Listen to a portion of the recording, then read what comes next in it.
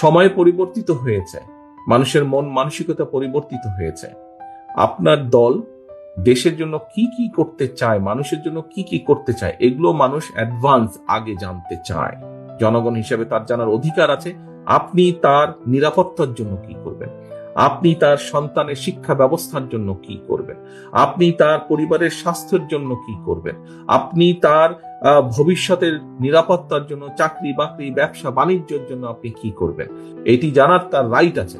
এবং আপনার কর্তব্য হচ্ছে তাকে জানানো, তাকে বোঝানো, তাকে বলা।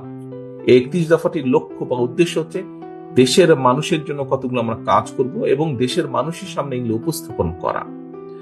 এই 31 দফার মধ্যে শিক্ষার কথা বলা আছে, 31 দফার মধ্যে শিল্পের কথা বলা আছে, 31 দফার মধ্যে কৃষকের কথা বলা আছে, শ্রমিকের কথা বলা আছে, ছাত্রছাত্রীর কথা বলা আছে, দেশের মানুষের স্বাস্থ্য ব্যবস্থা নিয়ে বলা আছে, দেশের বিচার বিভাগের কথা বলা আছে, দেশের অর্থনীতি নিয়ে বলা আছে।